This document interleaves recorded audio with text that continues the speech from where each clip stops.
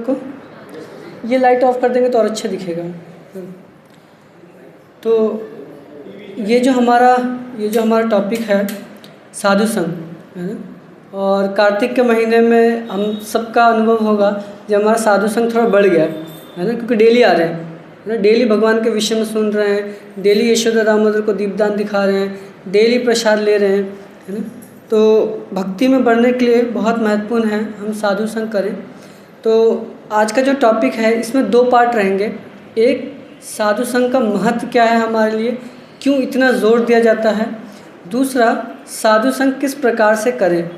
अगर कोई चीज़ पे बहुत जोर दिया जा रहा है तो पता भी होना चाहिए जे उसको करना कैसे है ना। जैसे मान लीजिए बोला जाए, जैसे माताओं से बोला जाए अच्छा प्रसाद बनाइए, लेकिन ये भी तो बताना पड़ेगा अच्छा प्रसाद बनता कैसे है ना। अच्छा प्रसाद बोल तो दिया, ये तो बोल दिया साधु संग करना है, लेकिन साधु संग किस प्रकार से करना है ताकि 100% उसका बेनिफिट ले सकें।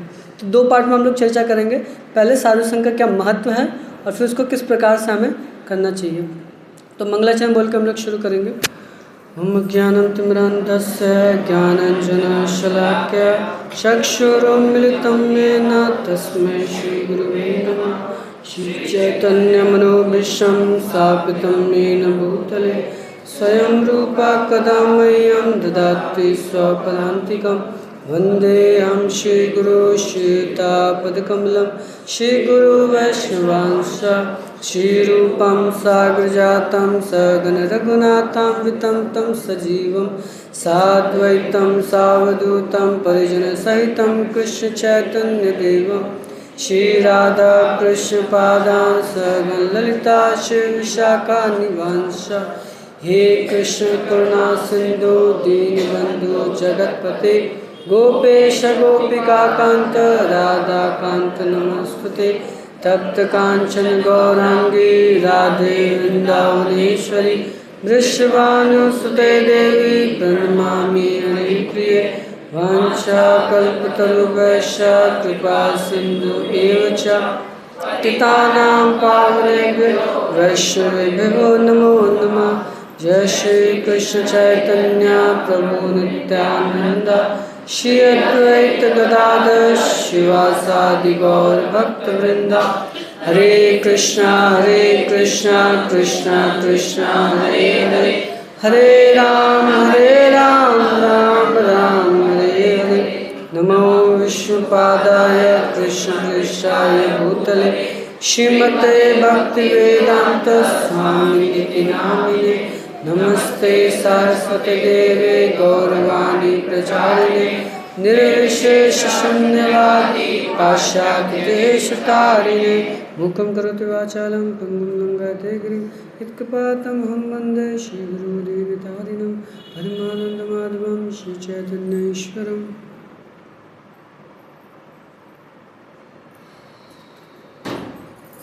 हरे कृष्ण। तो ये जो हमारा टॉपिक है ये बहुत महत्वपूर्ण है हर एक भक्त के लिए जो भी भक्ति में प्रगति करना चाहता है ना। क्योंकि जो साधु संग है, साधु संग में ही भक्ति जन्म लेती है ना। अगर मान लीजिए कोई साधु संग नहीं कर रहा तो भक्ति उसकी स्टार्ट ही नहीं हुई है। जैसे बताया जाता है भक्ति में चैंटिंग करना बहुत इम्पॉर्टेंट है ना। 99% डेवलपमेंट किस पे डिपेंड करती है, चैंटिंग पर। सुना आप लोगों ने, कितने लोगों ने सुना ये बात, सुना है ना। लेकिन अगर मैं आपको ऑप्शन दूँ, जे आपके पास 2 ऑप्शन है, आपके पास बहुत लिमिटेड टाइम है, आप बहुत बिजी रहते हैं, आपके जॉब भी है या कॉलेज भी जाना है, स्कूल भी जाना है, इंटर्नशिप भी कर रहे हैं, बहुत सारी चीज़ें साथ में कर रहे हैं, आपके पास सिर्फ आधा घंटा है। या तो उस आधे घंटे में आप साधु संग कर सकते हैं या उस आधे घंटे में आप माला कर सकते हैं, 4 माला। तो अगर आपको किसी को सजेस्ट करना हो, आप क्या सजेस्ट करेंगे, दोनों में से क्या करें। अगर कोई व्यक्ति बोलता है सिर्फ उसके पास आधा घंटा है, बोलते या तो साधु संग करवा लो या तो चैंटिंग करवा लो, क्या करवाएंगे उससे, चैंटिंग। अच्छा, कितने लोग बोलते हैं चैंटिंग करवाएंगे, ठीक है। और कितने लोग बोलते हैं साधु संग करवाएंगे। अच्छा, और कितने लोग बोलते हैं कुछ मत कर भाई, आधा घंटा सो जा। तो मान लीजिए जितने लोगों ने बोला चैंटिंग करवाएंगे, क्यों, अगर उसके बाद सिर्फ आधा घंटा आपने बोला ना चैंटिंग करवाएंगे उससे, क्यों चैंटिंग करवाएंगे?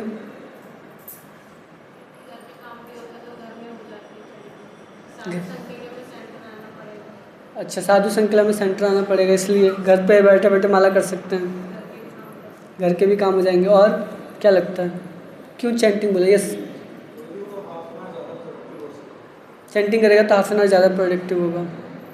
ठीक है, कई लोगों ने साधु संघ के लिए बोला था, क्यों साधु संघ करें?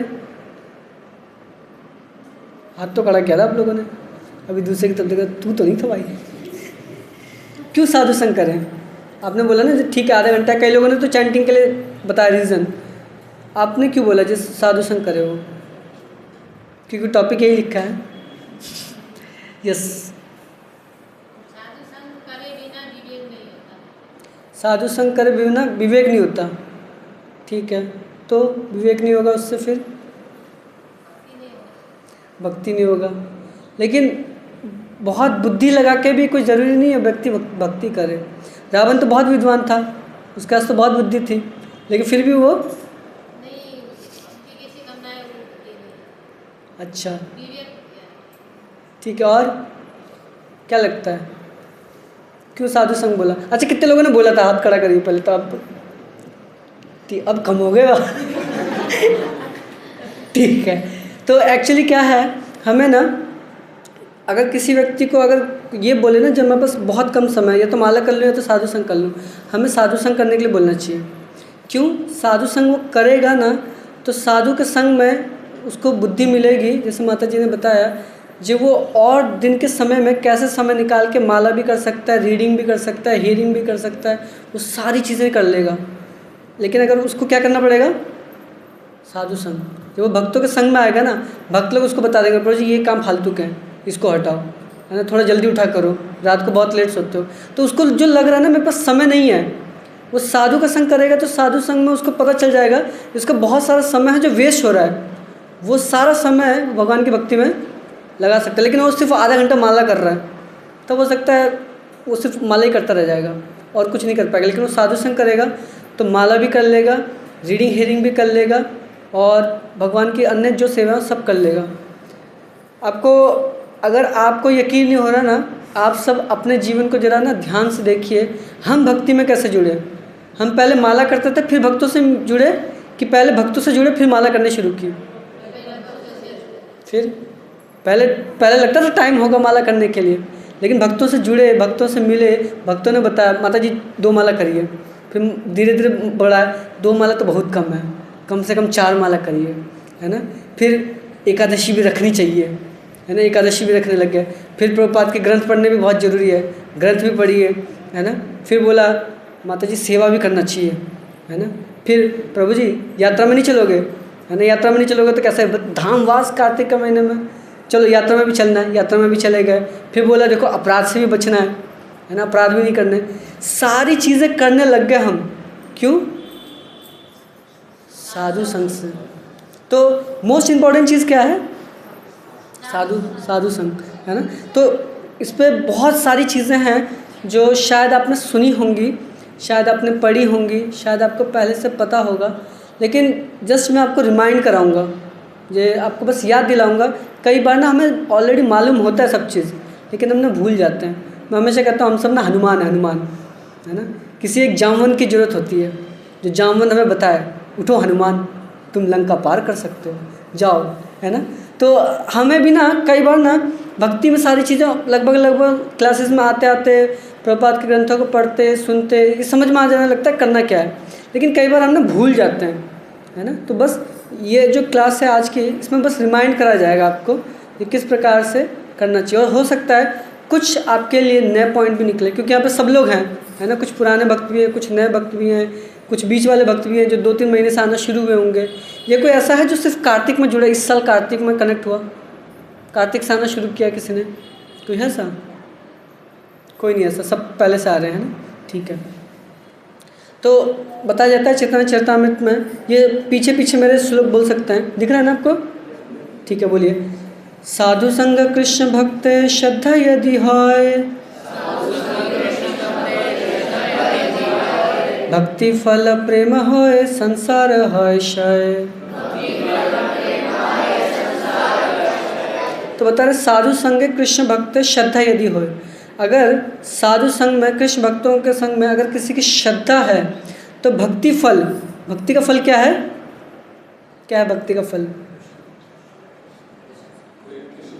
कृष्ण प्रेम। लिखा भी यहाँ पर, अगर आप थोड़ा देखेंगे ध्यान से तो लिखा भी है, कृष्ण भक्ति प्रेम होय, प्रेम मिलेगा उसको कृष्ण भक्ति का। संसार होय है, उसके जितने भी बंधन है संसार रूपी बंधन वो सब नष्ट हो जाएंगे, है ना। Being association with a devotee one awaken his faith in devotional service to Krishna, because of devotional service one dormants love for Krishna awaken and thus one material condition existence comes to an end. तो चैतन्य चरितामृत मध्य लीला 22वां अध्याय और प्यार संख्या 49। तो इसमें कृष्णदास कविराज गोस्वामी बता रहे हैं, तो अगर साधु संग में हमारी श्रद्धा हो जाए ना, लेकिन होता क्या है ना, टाइम पीरियड जब हम साधु संग में आते हैं ना, शुरू में जब हम भक्ति में जुड़ते हैं तब हमें सारे भक्त लोग ना देवता नजर आते हैं या देवी नजर आती हैं, माता जी प्रणाम दंडवत, प्रभु जी दंडवत प्रणाम।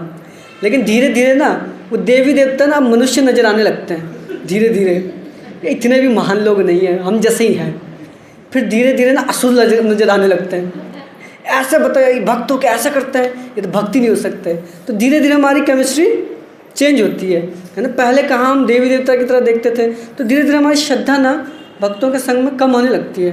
लेकिन अगर हम श्रद्धा को बढ़ाएं भक्तों के संग में, तो हमारा जो संसार बंधन है वो मुक्त हो जाएगा और कृष्ण के प्रति जो प्रेम है वो जागृत कर पाएंगे। भक्तों के संग में ही हम कृष्ण के प्रति प्रेम जागृत कर सकते हैं। भक्तों का संग करने का मतलब है उनके हृदय में जो भगवान के लिए प्रेम है, श्रद्धा है, वही हमारे अंदर आती है। तो जितना ज़्यादा हम शुद्ध भक्तों का संग करेंगे उतना ज़्यादा उनके हृदय का श्रद्धा प्रेम भगवान के लिए वो सब हमारे हृदय में भी आ जाएगा। लेकिन अगर मान लो संग नहीं करेंगे तो नहीं आएगा, है ना। ये सुना होगा आपने, बोलिए, बहुत फेमस वर्स है, साधु संग सर्वशास्त्र काय, लव मात्र साधु संग सर्व सिद्धि होय। तो यहाँ पे बताया जा रहा है साधु संग है वो सभी शास्त्रों में बताया गया है। और लव मात्र, या अगर कोई साधु संग करता है तो सर्व सिद्धि मिल जाती है उसको। लव मात्र समझते हैं? लव मात्र कितना होता है? लव मालूम है? लव तो सुना होगा आपने, है ना। लेकिन यहाँ पे लव, ये टाइम का कंसिडर किया जा रहा है। जो लव है उसको कहते हैं 11 सेकंड। अगर कोई इतना सा भी, 11 सेकंड कितना होता है? बहुत कम। लेकिन अगर कोई उतना सा भी भक्तों का संग कर ले तो क्या हो जाएगा? सर्व सिद्धि होए। कोई ज़रूरी नहीं है जब भक्तों के संग में बैठे रहें हम लोग, लेकिन भक्तों के जब हम संग कर रहे हैं, उन्होंने थोड़ी सी भी जो बात बताई और उसको हमने अपने हृदय में उतार लिया, तो वो जो थोड़ा सा समय है वो हमारा जीवन बदल सकता है, सर्व सिद्धि हो। तो यहाँ पे वही बताया जा रहा है। यह है चैतन्य चरितामृत मध्य लीला 22वें अध्याय का 54 प्यार। तो बहुत हमने सुना जिस साधु संग बोला जा रहा है, वो इस साधु कौन है? कौन है साधु? अगर पूछा जाए, ठीक है मुझे इतना समझ में आ गया, मैं साधु संग करना है, लेकिन साधु कौन है? लाल कपड़े वाला कौन है साधु? किसको कहेंगे हम साधु है? ये भी तो पता होना चाहिए ना। ठीक है साधु संग करना है, लेकिन साधु कौन है? कौन है साधु? क्या लगता है? जिसकी बड़ी बड़ी दाढ़ी हो, जटा हो, यस, एक हाथ खड़ा हुआ है, जो भगवान की निरंतर सेवा में हो, वेल ट्राई। और क्या लगता है कौन है साधु? सुना है ना शब्द अपने साधु? यस, जिसकी इंद्रियां उसके वश में हो उसको जितेंद्रिय कहा जाता है। साधु कौन है?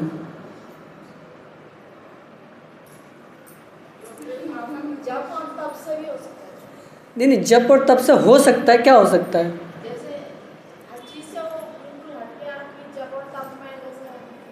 ठीक है, जब तप में लगा पड़ा साधु है। यस, जो हमें भगवान से जोड़े। आप सबने ठीक बताया, लेकिन जब हम कहते हैं ना साधु कौन है, साधु का क्या डेफिनेशन है, तो साधु कौन है? जो शास्त्रों के अनुसार अपना जीवन जिए। अगली बार याद रहेगा, साधु कौन है? अपना जीवन जिए। तो आप सब साधु हैं, ताली बजाइए अपने लिए, क्योंकि आप सब शास्त्रों के अनुसार अपना जीवन जीने का प्रयास कर रहे हैं। तो ऐसा नहीं है जैसे साधु मतलब लाल कपड़े वाले, या साधु मतलब जिसकी जटाएं बहुत है, साधु मतलब जो भगवान का नाम लिया जाए। जो भी शास्त्रों के अनुसार अपना जीवन जीने का प्रयास कर रहा है वो सभी साधु हैं। ठीक है, समझ में आ गया साधु किसका है? तो ऐसे साधुओं का हमें संग करना है। ठीक है, तो नारद मुनि बताते हैं साधु संघ की क्या महिमा है। तो ये नारद मुनि भगवान से एक बार प्रश्न पूछते हैं, भगवान साधु संघ की क्या महिमा है ना? तो भगवान नारद मुनि से कहते हैं एक काम करो, पृथ्वी पे जाओ और पृथ्वी पे ना एक कीड़ा है, उससे जाओ, वो तुम्हें बताएंगे साधु संघ की क्या महिमा है ना? तो जाता है उस कीड़े के पास, वो कीड़ा नारद मुनि जाता है, पूछते हैं बताओ मेरे को भगवान ने भेजा आपसे पूछने के लिए साधु संघ की क्या महिमा है। तो जैसे वो देखते हैं नारद मुनि सामने साक्षात, और उसकी आंखें बड़ी सी चमक आ जाती है उसकी आंखों में, और नारद मुनि को देख कर वो शरीर छोड़ देता है। सुना भी होगा आप लोगों ने, कितने लोगों ने सुना ये कथा? सुना है ना? ठीक है, तो अच्छी बात है। तो वो शरीर छोड़ देता है। नारद मुनि कहता है भैया ये तो जीव हत्या हो गई है ना? पूछा था साधु संघ, इतना भारी क्वेश्चन, मतलब शरीर छोड़ दिया इसने। तो दोबारा जाते हैं भगवान के पास, भगवान वो तो मर गया, वो तो कुछ बोला ही नहीं, मेरे से जीव हत्या हो गई, बहुत दुखी होते हैं। भगवान कहते चिंता नहीं करो, अभी अभी एक ना गाय ने बछड़े को जन्म दिया, उससे जाके पूछो वो तुम्हें बताएगी। तो जाते हैं बछड़े के पास, गाय को बोलते, वो बछड़ा जो होता है उसके पास जाते, बोलते बताओ साधु संघ की क्या महिमा है। तो वो देखती नारद मुनि, उसकी आंखों में भी बड़ी सी चमक आ जाती है और वो शरीर छोड़ देती है। अब नारद मुनि तो और डर गया, भैया ये तो गोहत्या का पाप लग गया, पहले तो जीव हत्या का पाप था, अब गोहत्या का पाप लग गया है ना? बहुत डर गया, डरते डरते भगवान के पास, भगवान क्या करवा रहे हो आप? जिसके पास भी जाता हूँ शरीर छोड़ देता भैया। बोले इतना भारी क्वेश्चन था, मुझे मालूम नहीं था, जिसके पास जा रहा हूँ पूछता हूँ शरीर छोड़ देता है। भगवान कहते चिंता नहीं करो, अभी अभी एक राजा के यहाँ पे ना उसके पुत्र ने जन्म लिया है, जाओ उससे क्वेश्चन पूछो। नारद मुनि कहते भगवान मेरे को नहीं जानना, मेरे को समझ में आ गया है ना? पहले जीव हत्या हुई, फिर गौ हत्या हुई, अब ये राजा का लड़का है, अगर इसकी हत्या होगी तो अगला हत्या किसकी होगी? तो मेरे को नहीं जानना, मेरे को अपनी जान बहुत प्यारी है, मेरे को नहीं जानना। भगवान कहते नहीं जाओ, तो तुम एक बार पूछो तो सही। वो जाते हैं राजा के बेटे के पास, और राजा के बेटे के पास जाके जो नवजात शिशु अभी अभी जन्म लिया है उससे पूछते हैं हे बालक बताओ साधु संघ की क्या महिमा है। और जैसे ही नारद मुनि क्वेश्चन पूछते हैं आंखें बंद कर लेते हैं, उनको डर लगता है ये भी जाएगा अब। लेकिन वो बोलता है प्रणाम मुनिवर। तो जैसे नारद मुनि कहते हैं अरे भाई बच गया, भाई मरा नहीं ये है ना? तो पूछते हैं बताओ साधु संघ की क्या महिमा है। तो कहते हैं जब आप पहली बार मुझसे मिले थे तब मैं कीड़े की योनि में था, मेरे को आपका संग मिला, आपके दर्शन किए मैंने, और उससे मेरा जो उद्धार हुआ, मेरे को एक गाय का जन्म मिला। दूसरी बार जब मैं गाय के शरीर में था तब दोबारा मेरे को आपका संग मिला, और फिर मेरी जब मृत्यु हुई तो मैं अब वही जो कीड़े की योनि में था, अब मैं राजा के पुत्र के रूप में जन्म लिया। तो ये है साधु संघ की महिमा। अगर कोई साधुओं का संग करता है तो धीरे धीरे हमारा क्या है, उद्धार होता है। तो इस प्रकार से नारद मुनि को फिर बात समझ में आती है। तो एक्टिविटी नहीं करेंगे, लेकिन एक क्वेश्चन मैं आपके लिए छोड़ के जा रहा हूँ, इस पर थोड़ा मेडिटेट करिएगा घर जाके। अभी हम नहीं करेंगे, टाइम थोड़ा ज़्यादा हो जाएगा, लेकिन इस क्वेश्चन पे ना मेडिटेट ज़रूर करिएगा। जैसे मान लीजिए आज घर जाके ना ये सोचिएगा भक्तों की वजह से हमारे जीवन में क्या क्या परिवर्तन आया है, भक्तों के वजह से हमारे जीवन में क्या क्या परिवर्तन आया है। अगर भक्त नहीं होते तो शायद हम कहाँ होते। इस पर थोड़ा मेडिटेट करिएगा घर जाके ना, फिर आपको बहुत बढ़िया बढ़िया आंसर मिलेंगे। तब आपको पता चलेगा जो भक्तों की वजह से वास्तव में हमारे जीवन में क्या परिवर्तन आया है। एक और श्लोक है, बोलिए। कृष्ण भक्ति जन्म मूल होए साधु संग, कृष्ण प्रेम जन्म तय हो पुनः मुख्य अंग। तो यहाँ पे बता रहे कृष्ण भक्ति जन्म मूल होए साधु संग। कृष्ण भक्ति का जो मूल है वो कहाँ पे, उसका जन्म कहाँ पे होता है? साधु संग में। कृष्ण प्रेम जन्मे ते हो मुख्य अंग। अगर कृष्ण प्रेम किसी के हृदय में जागृत भी हो जाती है तब भी उसको साधुओं का संग करना आवश्यक है। मैं आपको 3-4 एग्जाम्पल दे सकता हूँ श्रीमद् भागवतम से, और भी बहुत सारे एग्जाम्पल हैं जो किसी ने अगर भगवान का प्रेम भी प्राप्त कर लिया हो, किसी ने भगवान के दर्शन भी ले लिए, किसी ने भगवान की कृपा भी प्राप्त कर ली, तब भी उसको भक्तों का संग करना चाहिए। आपके माइंड में कोई एग्जाम्पल आ रहा है? अगर मैं आपसे पूछूं तो ऐसे 4-5 एग्जाम्पल जो बहुत फेमस है, आपने सुने भी होंगे, लेकिन आपके माइंड में कुछ आ रहा है ऐसा? किसी ने भगवान को प्राप्त कर लिया, भगवान के दर्शन कर लिए, भगवान की कृपा ले ली, लेकिन फिर भी यस, प्रहलाद महाराज कैसे? हाँ,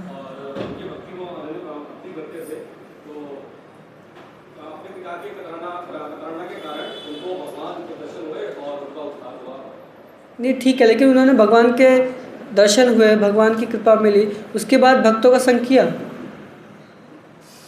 क्वेश्चन तो यही है ना, समझे? क्वेश्चन कितने लोग समझ गए? कितने लोग को क्वेश्चन नहीं समझ में आया? समझ में आ गया ना? किसी ने भगवान की कृपा प्राप्त की, जैसे इन्होंने कहा प्रहलाद महाराज, भगवान साक्षात आ गए, दर्शन हो गए, कृपा मिली, क्या उसके बाद उन्होंने भक्तों का संग किया? कोई एग्जाम्पल है आपके मन में?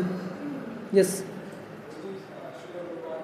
शिला प्रभुपाद कह सकते हैं। शिला प्रभुपाद ये ठीक है, शिला प्रभुपाद भगवान के शुद्ध भक्त हैं, उनको प्रेम प्राप्त है, लेकिन फिर भी, लेकिन हम कभी प्रत्यक्ष ऐसे नहीं देखते जब प्रभुपाद को भगवान के दर्शन हो गए या प्रभुपाद को साक्षात भगवान मिलने आए, है ना, इस तरीके से। तो अगर हम लोग शास्त्रों में देखें तो 3-4 एग्जाम्पल हैं, जो एक तो बहुत फेमस है, आप लोगों ने पता नहीं बताया नहीं, ध्रुव महाराज, है ना। ध्रुव महाराज कैसे? ध्रुव महाराज ने बहुत तपस्या की। ध्रुव महाराज जब तपस्या कर लिए तो भगवान ने उनको आशीर्वाद दिया, तुम 36,000 सालों तक राज्य करोगे, है ना, और राज्य करोगे, तुम्हारी इंद्रियाँ कभी भी बूढ़ी नहीं होंगी, और इस प्रकार से तुम जब ये शरीर छोड़ोगे तो मेरे पास वापस आओगे। भगवान दर्शन दे के चले गए, लेकिन जब भगवान ध्रुव महाराज के भाई उत्तम को यक्षों गंधर्वों द्वारा मार दिया जाता है, तो जो ध्रुव महाराज बहुत ज़्यादा क्रोधित हो जाते हैं और सारे यक्षों को मारना शुरू कर देते हैं, सारे गंधर्वों को मारना शुरू कर देते हैं। तब स्वयंभू मनु आते हैं और उनकी संग करते हैं, तब उनका जो क्रोध है वो शांत होता है। ध्रुव महाराज जो कि भगवान के दर्शन कर चुके, कृपा प्राप्त है, लेकिन अपने क्रोध को नियंत्रण नहीं कर पाए। उनके क्रोध को शांत करने के लिए स्वयंभू मनु वो आए, वो उन्होंने जब उनको समझाया तब ध्रुव महाराज शांत हुए। तो भक्तों का दर्शन किया, भगवान की कृपा प्राप्त की, लेकिन फिर भी भक्तों का संग किया।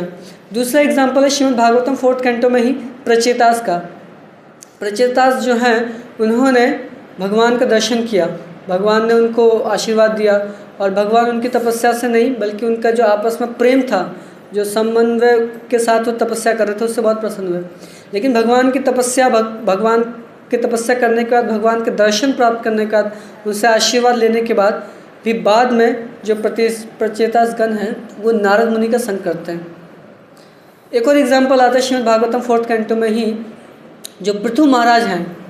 पृथु महाराज जो हैं प्रजा की भलाई के लिए अश्वमेध यज्ञ करते हैं, और उनका संकल्प होता है 100 अश्वमेध यज्ञ करने का।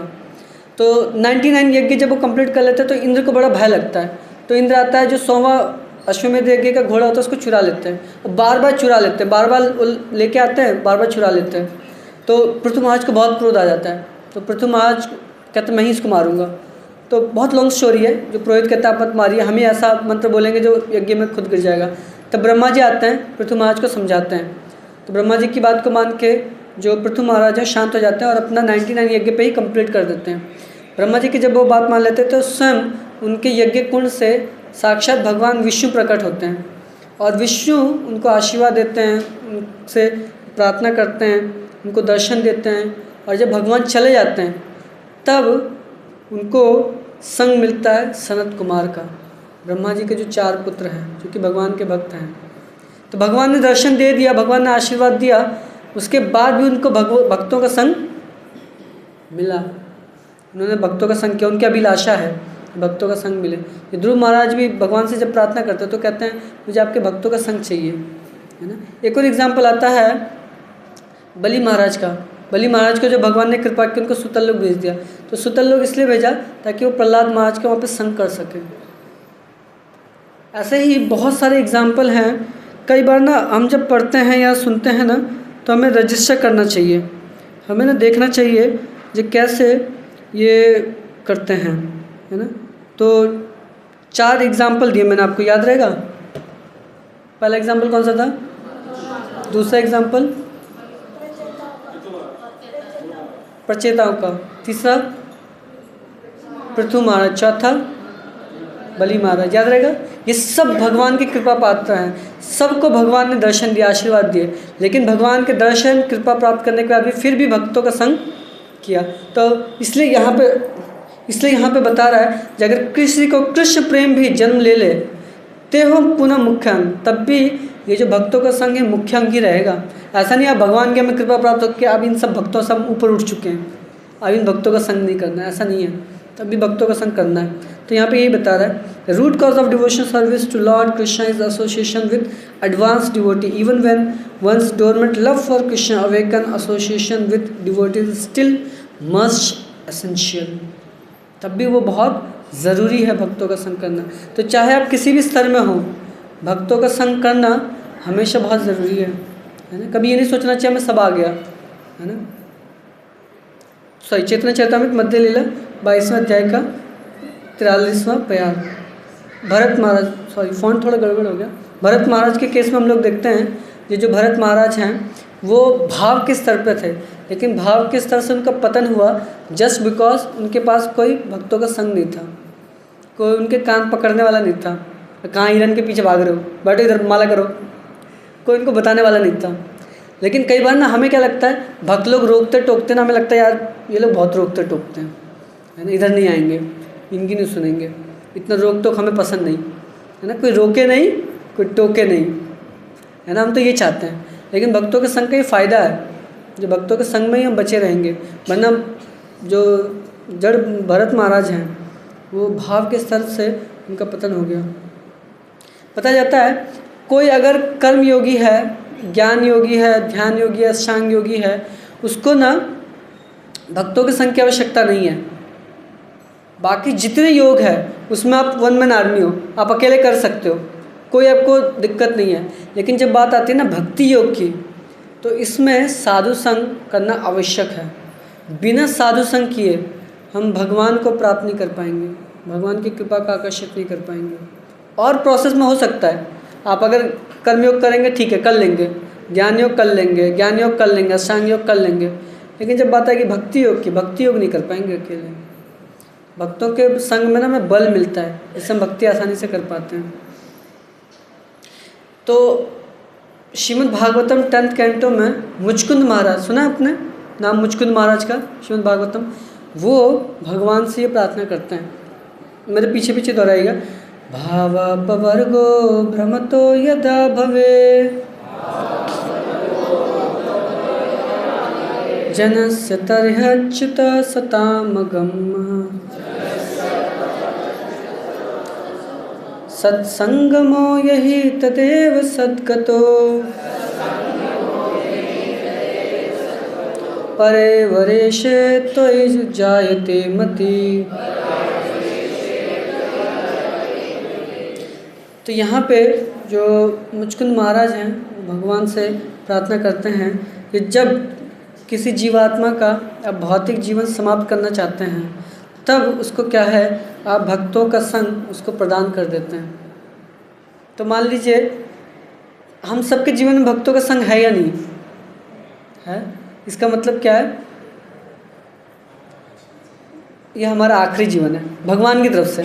भगवान तो चाहते हैं हम दूसरा जन्म ना लें, क्योंकि मुचकुंद महाराज यही कह रहे हैं जे अगर भगवान किसी को भक्तों का संग दे रहे हैं, इसका मतलब क्या है, अब भगवान उसका भौतिक संसार खत्म करना चाहते हैं। लेकिन हम क्या है ना, हम टेंशन में आ जाते हैं, प्रभु जी हमारा भौतिक संसार खत्म करेंगे, हमारे गृहस्थी में आग लगा रहे हैं प्रभु जी, है ना, प्रभु जी ठीक नहीं है। तो लेकिन भगवान मुचकुंद महाराज ऐसा प्रार्थना करते हैं जे वास्तव में अगर भगवान किसी जीवात्मा पर कृपा करते हैं, उसके भौतिक संसार को ख़त्म करना चाहते हैं, तो उसको भक्तों का संग दे देते हैं, ताकि भक्तों के संग में जो भगवान के प्रति उसका प्रेम है वो जागृत हो। Srimad Bhagavatam 10th canto 51 chapter verse number 53। तो बताया जा रहा है यहाँ पे, ये भगवद गीता का श्लोक है, सदिशम चेष्टे स्वया प्रकृते ज्ञानवामपि प्रकृतिम यान्ति भूतानि निग्रहम किम करिष्यति। तो हमने इतना सुनते हैं हमें साधु संग करना चाहिए, है ना, लेकिन फिर भी बताया जा रहा है भगवद गीता में, अर्जुन कहते हैं भगवान से, ज्ञानी से ज्ञानी व्यक्ति भी हो ना, वो भी प्रकृते ज्ञानवामपि अपने स्वभाव के अनुसार ही कर्म करता है, निग्रहम किम करिष्यति, भला दमन से क्या लाभ, है ना। अब कितना भी बता दिया जाए आपको साधु संग करना है, लेकिन मान लीजिए आप करेंगे तब भी वही जो आपको करना है। क्लास में कितना भी बता दिया जाए जो साधु संग करिए, है ना, लेकिन करेंगे तो हम वही। प्रभु जी आपका कहना सही है, मुझे रहना वही है ना। तो बड़े से बड़ा ज्ञानी व्यक्ति भी अपने स्वभाव के अनुसार ही कार्य करता है। तो बता रहे हैं निग्रहम किम करिष्यति, दमन से क्या लाभ होगा, है ना। तो ये प्रभुपाद के डिसाइपल हैं हरिदास, अभी तो नहीं रहे, इन्होंने शहीद छोड़ दिया। आपने सुना है हरे कृष्णा टीवी, हरे कृष्णा टीवी के ये ऑनर थे, इन्होंने स्टार्ट किया था हरे कृष्णा टीवी जो आज इतना चल रहा है। तो बताया जाता है इन्होंने ना ये इनका पहले जब भक्त में नहीं जुड़े थे तो इनका प्रोफेशन था, ये इतना चोर थे, चोर, ये चोरी क्या करते थे। तो इन्होंने ना एक बार ना न्यूज़पेपर में ना प्रभुपाद की फ़ोटो देखी और प्रभुपाद के हाथ में ना बहुत सुंदर सी घड़ी देखी। इनको लगा यार ये साधु के पास क्या कर रही है, ये तो मेरे पास होनी चाहिए, है ना। अब उन्होंने पता लगवाया भैया कहाँ मिलेंगे, तो पता चला भैया प्रभुपाद मुंबई में है ना। तो ये गए मुंबई में, प्रभुपाद से मिले, है ना, और बताया नहीं ये सब, बोले मेरे को भी ना ज्वाइन करना है ना, मैं भी भक्ति करना चाहता हूँ, है ना। तो प्रभुपाद ने कहा ठीक है भाई आ जाओ, आश्रम में डाल दिया, सेवा वेवा कर रहे हैं। अब ये सोच रहे हैं भाई कब मौका मिले मैं हाथ साफ करूँ अपना, निकलूँ यहाँ से। लेकिन वही भक्त लोग भाई माला करो, प्रसाद लो, मंगला आरती में डांस करो, सेवा करो, अभी किए जा रहे, इतना बिजी कर दिया ना इनको समय नहीं मिल रहा। अब धीरे धीरे करते करते क्या है ना, अब इनका ना हृदय भी शुद्ध होने लगा। अब इतना नाम जप करेगा, इतना प्रसाद लेगा, मंदिर में रहेगा, भक्तों का संग करेगा, अब जो बुरी आदतें हो तो चली जाएंगी। अब होता क्या था ना, सब भक्त लोग ना रात में, क्योंकि पूरा दिन मेहनत करते थे, रात में ना एकदम चैन की नींद सोते थे, खराटे लेते थे एकदम। अब इनको ना रात में नींद ही ना आए, क्यों, इनका प्रोफेशन क्या था, तो रात में जगते थे, रात में एक्टिव होते थे। अब सब भक्त लोग मस्त सो रहे एकदम, अब इनको नींद ही ना आए, है ना। तो एक दिन ये बहुत परेशान हो गए, काफ़ी स्ट्रगल किया इन्होंने। ये प्रभुपाद के पास जाते हैं, प्रभुपाद मेरे से नहीं होगा, है ना, मैं नहीं कर सकता। प्रभुपाद कह रहे क्या हो गया, कह रहे प्रभुपाद मैं सच बताऊँ, तो पूरी स्टोरी अपनी बताते हैं, ऐसे ऐसे था। प्रभुपाद कहते हैं कोई दिक्कत नहीं है, एक काम करो तुम सेवा कर सकते हो। उन्होंने कहा नींद तो आती नहीं, सेवा बता दीजिए। कह रहे एक काम करो, मैं ना यहाँ पर ट्रांसलेशन करता हूँ और यहाँ ये ना पीछे गली में ना कुत्ते बहुत भौंकते हैं, तो एक काम करो ना कुत्तों को भगाओ। मैं इधर करता हूँ संजय उवाचा, उधर भवो उवाचा होती रहती है। तो एक काम करो इन कुत्तों को भगाओ, इन कुत्तों ये मेरे को बहुत डिस्टर्ब करते हैं ट्रांसलेशन करने में, है ना। तो उनको क्या था, सेवा चाहिए थी, उनको नींद तो वैसे भी आ नहीं रही थी। अब उन्होंने क्या है, सेवा करनी शुरू कर दिया, है ना। अब पूरी रात प्रभुपाद को कोई डिस्टर्ब ना हो, कोई शोर ना मचाए, तो वो खड़े रहते हैं और इस तरीके से धीरे धीरे उनको सेवा मिलनी थी। अब उनका जो हृदय है वो धीरे धीरे शुद्ध हो गया और आगे चल के इतनी बड़ी जिम्मेदारी उन्होंने प्रभुपाद के मिशन के लिए ली। तो हम देखते हैं भक्ति में इतनी शक्ति है कि अगर किसी का स्वभाव भी है, अगर वो भक्तों के संग में लगता है, भक्तों के द्वारा दी गई सेवा को करता है, तो उसका जो स्वभाव है वो भी परिवर्तन हो जाता है। इतनी शक्ति है भक्ति में, है ना। तो हमारा मोटो है मोर डिवोटी हैप्पी डिवोटी, है ना। बाहर वालों को होता है छोटा परिवार सुखी परिवार, लेकिन हमारा क्या है, मोर डिवोटी हैप्पी डिवोटी, है ना। तो जब भी हम मंदिर में जाते हैं तो हमें ये नहीं सोचना चाहिए मंदिर में जो भक्तगण होंगे वो क्या है, बहुत अच्छे से ना एकदम ना हमें आशीर्वाद देने के लिए खड़े होंगे, है ना। बस हम जाएं मंदिर में आशीर्वाद लेके आ जाएं, है ना। लेकिन जब हम भक्तों के संग करते हैं ना, हमें ये समझना चाहिए हर भक्त का जो स्वभाव है, उसकी जो अपब्रिंगिंग है, उसके जो गुण हैं, वो सब अलग अलग है। तो इसलिए हमें ना ये सीखना चाहिए भक्तों से किस प्रकार से संग करना है। हम क्या सोचते हैं, भक्त मतलब खाता नहीं होगा, सोता नहीं होगा, है ना, ये कुछ ज़्यादा बोलता नहीं होगा। और जब हम देखते हैं तो मस्त खा रहा है यार, ये तो जी एक चपाती और मिलेगी क्या, भाई साहब इतना खा जा रहा है ना। ये तो सो रहा है तो भैया कुंभकर्ण फेल है, तो ये तो सो भी रहा है एकदम बढ़िया से, है ना। ऐसे बोलते हैं, ऐसे चलते हैं, तो यार ये तो भक्त नहीं हो सकते, है ना। तो हमारी ना आइडियोलॉजी बहुत अलग होती है। लेकिन हमें ये समझना है कोई म्यूजियम में थोड़ी ना है जो सब लोग एकदम मुस्कुराते हुए तथास्तु तथास्तु सबको आशीर्वाद दिए जा रहे हैं। तो हमें सीखना पड़ेगा कि हमें भक्तों का संग किस प्रकार से करना है ना। तो कुछ गोल्डन रूल हैं जो हमें साधु संघ में अप्लाई करने चाहिए ताकि हम साधु संघ का ना 100% बेनिफिट ले सकें, है ना। 100% चाहिए कि 50% चाहिए, 100% चाहिए ना। तो ये सीखने पड़ेंगे, इसमें बहुत सारे पॉइंट्स हैं, हमारे पास टाइम बहुत कम है। या तो हम पूरे पॉइंट्स लें या थोड़ा पॉइंट्स बता के मैं एंड कर दूँ, क्या चाहते हैं आप लोग? पूरा टाइम है अपने पास, लेट तो नहीं जाएगा। देख लीजिए आप लोग, कितने लोग चाहते हैं पूरा बता दीजिए, मुझे कोई दिक्कत नहीं है। ठीक है, चलिए पूरा बताते हैं फिर मत बोलिए प्रभु जी आज बहुत लेट करा दिया है ना, वरना मैं शॉर्ट में भी बता सकता हूँ। देखते हैं हम कितना ट्रैक कर पाते हैं। गोल्डन रूल नंबर 1, ठीक है, जब हम भक्तों के संग में आते हैं ना, फीलिंग हमारी कैसी भी हो, डीलिंग हमारी वैष्णव सदाचार के अनुसार होनी चाहिए। समझ में आ रहा है? मान लीजिए कोई भक्त है ना, आपको उतना पसंद नहीं है, तो ऐसा नहीं है जो पसंद नहीं है तो इससे हरे कृष्णा भी नहीं बोलूँगा, वो उधर से आएगा तो मैं इधर से मुड़ जाऊँगा, है ना, ऐसा नहीं होना चाहिए। हो सकता है आपको भक्त पसंद ना हो, आपकी उस भक्त से ना बनती हो, लेकिन फिर भी जो व्यवहार है वो वैष्णव सदाचार के अनुसार ही करना है। जैसे प्रभु जी ने प्रहलाद महाराज के एग्जाम्पल दिया था। प्रहलाद महाराज ना हमेशा ना हिरण्यकशिपु से डिसएग्री थे, कभी भी देखोगे एग्री नहीं किए हिरण्यकशिपु से। हिरण्यकशिपु क्या चाहता था, मैं ही भगवान हूँ, बोलो विष्णु की जय नहीं, बोलो हिरण्यकशिपु की नहीं बोलना था, वही तभी तो डिसएग्रीमेंट था। तो प्रहलाद महाराज हमेशा डिसएग्रीमेंट रहे हिरण्यकशिपु के साथ। लेकिन कभी भी आप ये नहीं पढ़ोगे या ये नहीं सुनोगे जब प्रहलाद महाराज ने हिरण्यकशिपु को डिसरिस्पेक्ट किया। तो डिसएग्रीमेंट हो सकते हैं भक्तों के साथ भी, हर भक्त का तरीका अलग है। प्रभु जी माला ना इस तरीके से बनाएंगे भगवान की, नहीं माता जी कहेंगे नहीं प्रभु जी माला तो ऐसे बनेगी, मैं बनाती हूँ मुझे पता चलता है। अरे माता जी गुलाब लगाओगी, गुलाब गिर जाएंगे, है ना। तो मान लो डिसएग्रीमेंट चल रहा है, लेकिन कभी भी एक दूसरे भक्त को डिसरिस्पेक्ट ना करें। फीलिंग चाहे कैसी भी हो, डीलिंग वैष्णव सदाचार के अनुसार ही करना चाहिए। क्लियर है पहला पॉइंट? आप लोग ना भूल जाएंगे, सब श्रुतिधर बन के बैठ के एकदम सुन रहे हैं, याद रहेगा सारा पॉइंट जो हम लोग ने इतना डिस्कशन कर लिया, लिख लीजिए या तो, है ना। गोल्डन रूल नंबर 2, डोंट जज बट डिस्क्रिमिनेट। ये बहुत महत्वपूर्ण पॉइंट है। कई बार ना मतलब मैं इस पॉइंट को थोड़ा ना अच्छे से समझने का प्रयास करिए। एक दो पॉइंट है जो बहुत एसेंशियल पॉइंट हैं जिनको ना हमें अच्छे से समझना ही पड़ेगा। अगर इनको इस छोटे से पॉइंट का अच्छे से नहीं समझेंगे ना, तो हम साधु संग करने की वजह ना अपने भक्ति में जीवन भी खराब कर सकते हैं। जैसे बताया जा रहा है, डू नॉट जज बट डिस्क्रिमिनेट।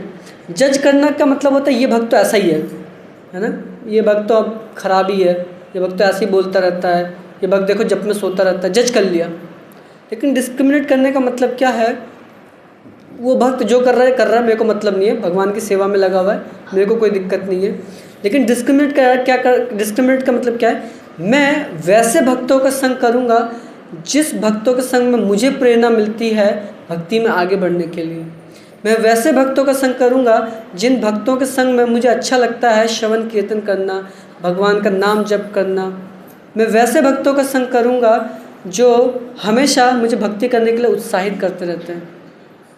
तो मैं हमेशा कहता हूँ, जैसे मान लीजिए एक स्कूल में हम लोग पढ़े थे, तो एक क्लास में ना 40 बच्चे होते हैं। क्या 40 के 40 बच्चों से हमारा बोलचाल होता है? नहीं होता। कोई दुश्मन नहीं है हमारा, लेकिन सब दोस्त भी नहीं है हमारे। हम डिस्क्रिमिनेट करते हैं, ये हमारा दोस्त है, बाकी सब क्लासमेट है। वैसे ही अगर मान लीजिए हम डिस्क्रिमिनेट नहीं करेंगे ना, कई बार ना कुछ भक्त ऐसे भी होते हैं जो थोड़े नेगेटिव हैं, या मान लो कुछ भक्त हैं ऐसे जिनसे नियम टूट रहे हैं, भक्ति करने का प्रयास कर रहे हैं। कुछ भक्त ऐसे हैं जो थोड़े नेगेटिव हैं, भक्त हैं लेकिन थोड़े नेगेटिव हैं। लेकिन फिर भी अगर मान लो वैसे भक्तों का संग कर रहे हैं तो हमारी भक्ति भी, हमारी श्रद्धा भी खराब हो जाएगी। और हम उनका संग करेंगे क्या सोच के, वो तो भक्त है ना, भक्तों का संग तो करना चाहिए ना। जैसे हर धोती कुर्ते वाला भक्त नहीं होता, उसी प्रकार से ऐसा नहीं जो भी जितने भी लोग यहाँ पे हैं सब भक्त हैं। प्रभुपाद कहते हैं ये हॉस्पिटल है कृष्ण, ये जो हमारे मंदिर हैं ये सब हॉस्पिटल के समान है, यहाँ पर सब बीमारी लोग आते हैं। तो मान लीजिए अगर आपने सोचा यार ये भी तो यहाँ पे इलाज करा रहे हैं, ये भी तो बहुत अच्छे भक्त हैं, और पता चलो उनकी इतनी श्रद्धा नहीं है, तो आपकी भी श्रद्धा खराब हो जाएगी। तो इसलिए ना जज ना करें कौन किस प्रकार से भक्ति कर रहा है, हम कौन होता है जज करने वाले। लेकिन डिस्क्रिमिनेट करना चाहिए, उन्हीं भक्तों का संग करें जिनसे मुझे प्रेरणा मिल रही है, उन्हीं भक्तों का संग करें जिनके संग में मुझे श्रवण कीर्तन करना अच्छा लगता है, उन्हीं भक्त का संग करें जो मुझे भक्ति करने के लिए प्रेरित करते हैं। समझ में आ रहा है? तो डिस्क्रिमिनेट करना है, ये गलत नहीं है, ये कोई अपराध नहीं है डिस्क्रिमिनेट करना। तीसरा है अवॉइड फॉल्ट फाइंडिंग, सी गुड क्वालिटीज़। भक्तों में ना दोष ना देखें। मान लीजिए आप साधु संग करने जा रहे हैं और साधु संग कर रहे हैं, उन्हीं में दोष देख रहे हैं, अब साधु संग कर ही नहीं पाएंगे। जिनमें आप कमी देखेंगे उनका संग करने का मन ही नहीं करेगा आपका, हम किन का संग करना चाहते हैं, जिनमें हमें अच्छी क्वालिटीज़ दिखती है ना। तो मान लीजिए अगर किसी में अपने दोष देख रहे हैं, तो दोष देखने के बाद आपको फिर ना मन नहीं करेगा उनका संग करने का। जब हम किसी में दोष देखते हैं, हम कहते हैं इसकी गलती है, तो 3 उंगली किसकी तरफ जाती है, हमारी ओर। मतलब ज़्यादा गलती किसकी है, हमारी है। एक वीडियो है, देखिएगा ध्यान से, इसको साउंड आएगा इसमें, हाँ ठीक है। दोष नहीं देखना चाहिए, दोष जरूर हो भी सकते हैं, लेकिन देखना हमको नहीं चाहिए। हमको गुणग्राही होना चाहिए। दोष देखना हमारा काम नहीं। दोष देखना उनके ऊपर जो इसके अधीन कम करता है, उसको उसके दोष सुधारने के लिए देखने का अधिकार है। हमको दोष देख के उसको नीचे खींचने का अधिकार नहीं। किसको दोष देखने का अधिकार है? पिता को अपने बच्चे में दोष देखने का अधिकार है। दोष वो देखे जो दोष का निवारण करने की सामर्थ्य रखता हो, शक्ति रखता हो। नहीं तो केवल दोष देख के किसी को हीन भाव में लाने से कोई लाभ नहीं होगा, ना हमारा होगा ना उसका होगा। अगर आप किसी में दोष देखते हो तो उसके निवारण करने का आप में सामर्थ्य होना चाहिए, और वो आपकी बात मानने के लिए तैयार होना चाहिए, तब दोष देखो। क्या चाहिए कोई देखो। प्रभुपाद अगर दोष देखते तो ये इंसान बनता क्या? जो प्रभुपाद के पास आए थे, क्या वो ब्राह्मण थे? कोई शुद्ध स्नान करके आया था? अरे पूछ थे।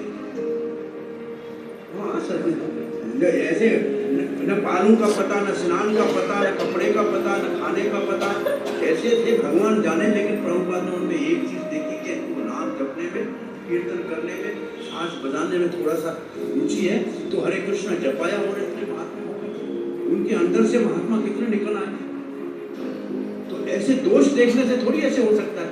तो जहाँ जो भी आए उसमें दोष नहीं, जबकि कम से कम इस मंदिर दरवाजे के अंदर आया है तो परमात्मा ने उसको प्रेरणा दी, इसलिए आया है। इसके अंदर भक्ति का बीज है।